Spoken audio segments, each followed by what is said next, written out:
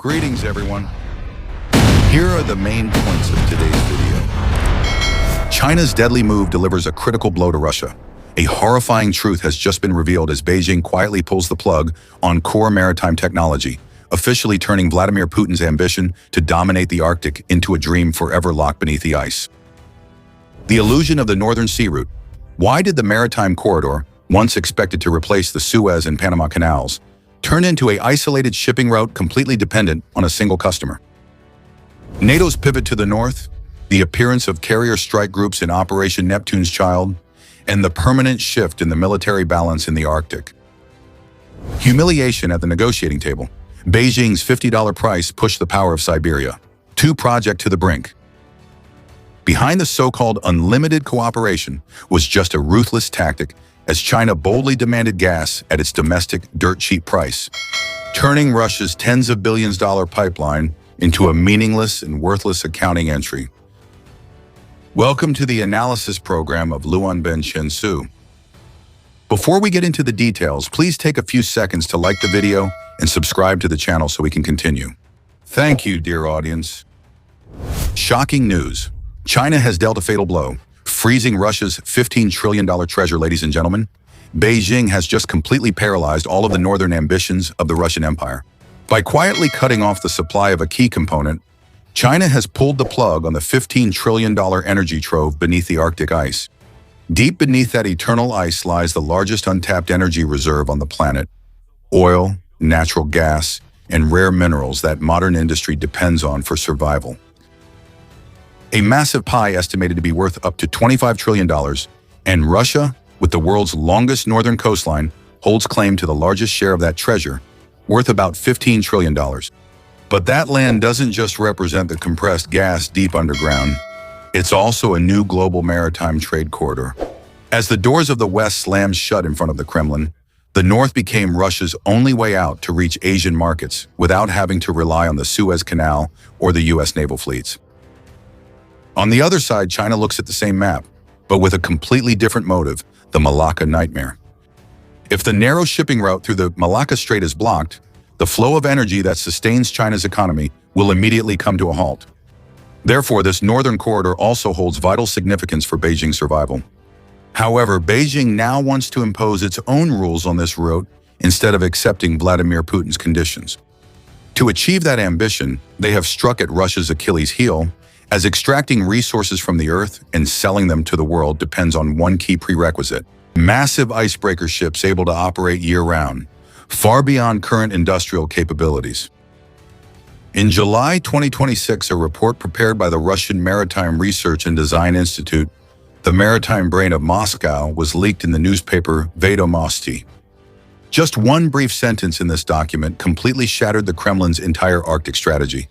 Beijing would stop supplying propulsion and steering control systems for ice-class ships. The deputy director of the institute, Mr. Alexander Byanov, bitterly admitted that Russian shipyards were almost incapable of building large ice-class ships. The issue isn't only shipyard capacity, but also a total lack of core technology. Frankly speaking, China has essentially joined the economic blockade that the West has imposed on Russia. Reflecting on the time before the 2001 conflict, by 2020, the situation had completely reversed. Xi Jinping's ambitious plan for the Polar Silk Road at that time was still entirely dependent on Vladimir Putin's approval. But after the war, the balance of power shifted in a ruthless way. Behind the flowery rhetoric of a no-limits partnership lies a brutal game, where Moscow is being swallowed up step by step, from Russian oil tankers detained at South Korean ports, to the historic show of force by NATO fleets in the icy seas, to China's offer to buy gas at a dirt-cheap price of $50 thrown onto the negotiating table. To truly grasp the collapse shaking the Kremlin, we must look deeper into what was just locked under the ice. The propulsion system and the main rudder are the heart and backbone of an ice-class ship. A regular ship cuts through water, while an ice-class vessel must break through thick ice sheets. Its propeller, drive shaft, and rudder have to withstand tremendous impact forces on every journey, loads that a regular ship's hull would never encounter in its entire lifetime. These components can't just be machined in a workshop and bolted on. They're part of a system built on decades of maritime engineering. According to calculations by the Italian C&I IMF Institute, the list of ships that Russian companies need to have before 2030 includes 23 ships of the highest ice class standard for year-round operation in the Arctic, 10 oil tankers, 5 LNG, liquefied natural gas, carriers, 3 bulk carriers, 2 condensate carriers, and 3 LPG, liquefied petroleum gas carriers. To acquire this fleet, Russia really only has 3 options: building them domestically, which is impossible, buying from the West, which is blocked by sanctions, or importing from China, which is now also cut off. The bitter truth is that the agency declaring all 3 doors closed is not a Western intelligence report, but Russia's own Institute for Strategic Studies, which is reporting the nation's desperate deadlock to the leadership. Let's look closely at what this means. Russia has the longest Arctic coastline in the world and is the only country with a fleet of nuclear icebreakers, yet it cannot build, buy, or lease the 23 vital ships it needs before 2030. When the strategic mega-project of a superpower is held back by a single component, that project is no longer in the hands of its owner.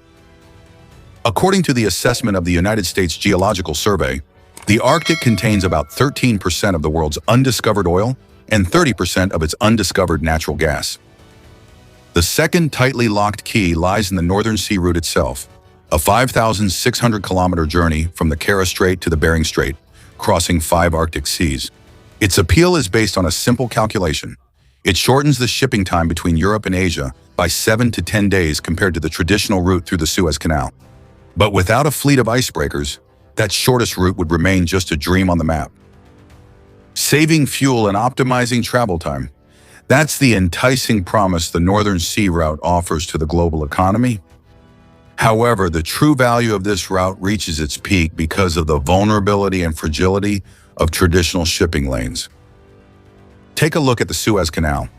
Just one missile threat erupting in the Red Sea can immediately throw the entire global supply chain into chaos. Or consider the Panama Canal, where severe droughts have repeatedly forced authorities to reduce ship traffic. For many years now, the global logistics industry has been struggling with a crucial question. Is there a third route that is safe enough and completely independent from those 2 narrow and risky choke points? In theory, the answer lies in the icy Arctic region, and that is exactly the strategic ambition of a country seeking the right to control the only safe alternative corridor on the planet, so they can collect fees from every commercial ship passing through. Fully aware of this geo-economic potential, as soon as he began his 4th presidential term in 2018, Vladimir Putin set an ambitious goal to turn the Northern Sea route into one of the busiest shipping lanes, aiming for a transport volume of 80 million tons by 2024 and reaching 200 million tons by 2030. But harsh reality has poured cold water on that plan. In 2024, the actual figure only reached 37.9 million tons and continued to drop to 37 million tons in 2025, less than half of the original target. Instead of trying to close that gap, Russia was forced to quietly lower the 2030 target to 70 to 100 million tons. When a country cuts 2/3 of its own strategic promise, it's a bitter admission that the original grand plan is now just a distant dream. Why can't a nuclear superpower like Russia build its own ships for its own ambitions? The little-known but decisive truth here is that Russia's Arctic fleet has never truly been purely Russian. From the massive propeller system built to withstand ice impact that handles ice breaking, to the powerful propulsion engines and all navigation and radar gear, most of these ships' technological core depends on advanced Western European engineering. In reality, they could only produce the outer steel shell, while all the core operating systems inside had to be imported. When the West officially imposed sanctions in 2022, Russia was left with only one option to rely on: China. At first, Beijing did indeed open that door. They quietly manufactured and delivered onshore power plants for the Arctic megaproject LNG-2, while also helping to build most of the hulls for the floating nuclear power plants of the Rosatom group. That assistance led the Kremlin to mistakenly believe that China could completely fill the gap left by the West. But in essence, Beijing only provided commercially safe items like hulls, welds, or power stations, while firmly refusing to supply propulsion systems and rudders, core components that could expose them to secondary sanctions. That is not the behavior of a strategic ally with no limits, but rather the calculated mindset of a risk manager. China helps Russia continue to exist in the Arctic, but is determined not to help Russia stand firmly on its own feet. The consequences of that dependence are most evident at the Zvezda shipyard, which was expected to be the driving force behind the Arctic LNG-2 super project, the biggest strategic move for Moscow. This project alone requires about 20 ice-class Arc-7 LNG carriers. Russia ordered 15 ships from Zvezda, but by early 2026, only one ship had actually been delivered, while the rest were completely stalled. The ongoing issue remains: insufficient imported maritime equipment, no cryogenic gas containment systems, and loss of international funding.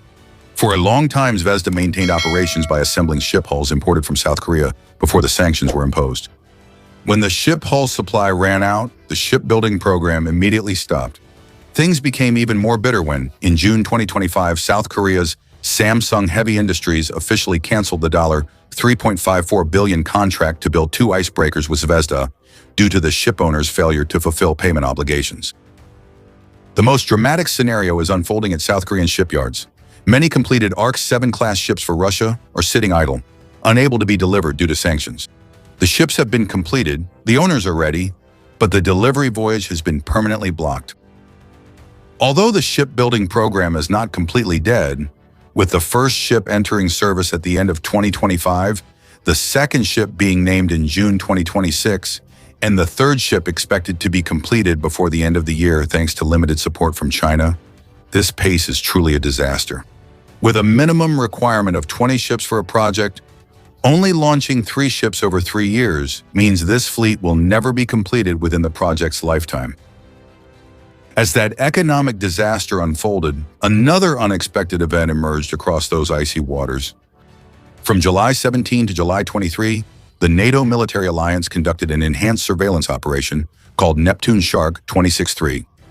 For the first time in the history of these regular exercises, the scale of the operation was expanded all the way to the high north in the North Atlantic. The scale of the participating forces fully reflected the weight of this show of force, with the British aircraft carrier and the supercarrier HMS Prince of Wales leading, combined with the Spanish amphibious task group centered around the ship Castilla. All operated smoothly under a unified command structure, with 14 allied nations participating. Among them was the full presence of all Nordic countries, from Denmark, Iceland, Norway to the 2 newest members, Finland and Sweden. This operation did not stand alone. It is a piece within the framework of the Arctic strategy established by NATO in January 2026. Along with similar structures in the Baltic Sea and the eastern flank, NATO is laying the groundwork for a model of permanent and solid military presence in the polar region. Of course, it must be emphasized that this is only a military exercise and surveillance activity, not yet a maritime blockade order. Russia's sovereignty over its internal waters is not being challenged at all, and NATO's presence does not block Russian cargo ships either. These events have shattered a long-standing strategic assumption of Moscow that this icy sea is their exclusive, inviolable backyard. With Finland and Sweden joining the alliance, 7 out of the 8 countries in the Arctic Council are now NATO members. When carrier strike groups approach and conduct exercises right in those waters, the strategic cost that Russia has to pay is higher than ever before. A country that can't even build its own ships has also lost the right to be the sole voice in those waters. Russia's plight is not confined to the Arctic. It also extends to other vital energy projects. Let's examine the figure Beijing presented during negotiations.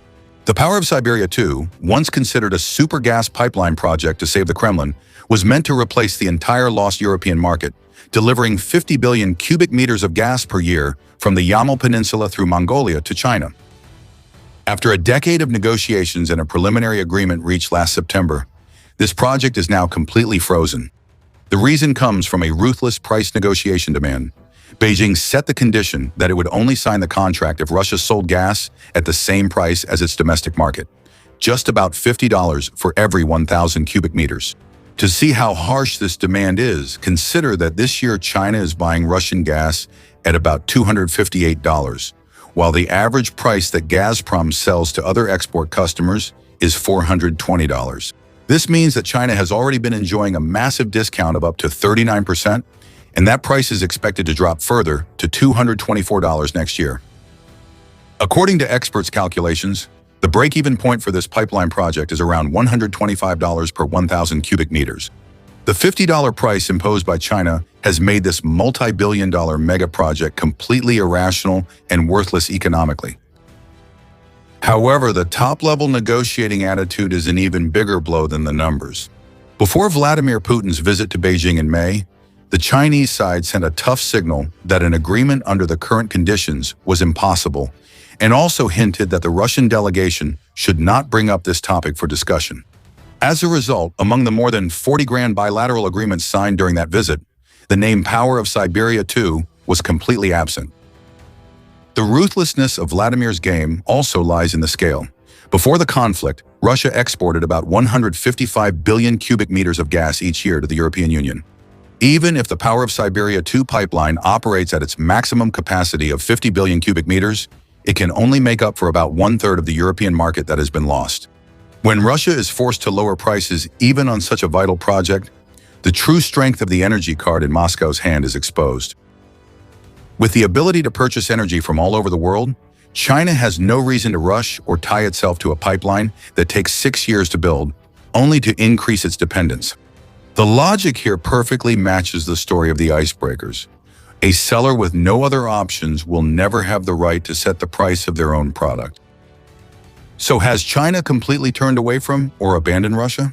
The answer is definitely no. Beijing is not backing down. They are still buying LNG gas flowing from Russian facilities under sanctions. They officially approved the Yamen Cooperation Protocol this year and are urgently building more port capacity to receive that gas.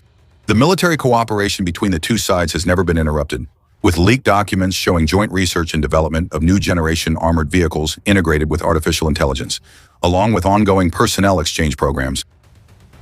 There is no principled break here, but rather a sinister calculation of leverage. Beijing's refusal to provide systems, propulsion, or icebreakers is not an oversight or an accident, but a carefully calculated move. China wants to expand its access and influence in the Arctic, and absolutely does not want to see a powerful Russia monopolize the Arctic region. This relationship carries an extremely dangerous characteristic, a self-tightening dynamic. As Russia's escape routes gradually close, China's conditions become even harsher. Harsher conditions mean Russia earns less profit, and less money means there are no resources to rebuild the fleet, shipyards, or infrastructure. As those resources run out, the shackles of dependence tighten further. That's not the arithmetic of an equal partnership, but the mechanism of a ruthless vice where the mastermind doesn't need to do anything more than patiently wait. Even in temporal terms, Beijing is believed to be quietly preparing for the post-Putin era, with the ultimate goal of maintaining its dominant influence, no matter who comes to power in the Kremlin. If this assessment is correct, then the current approach is not the treatment of an ally, but rather the preparation to seize a strategic asset. From your perspective, what do you think of this move by China?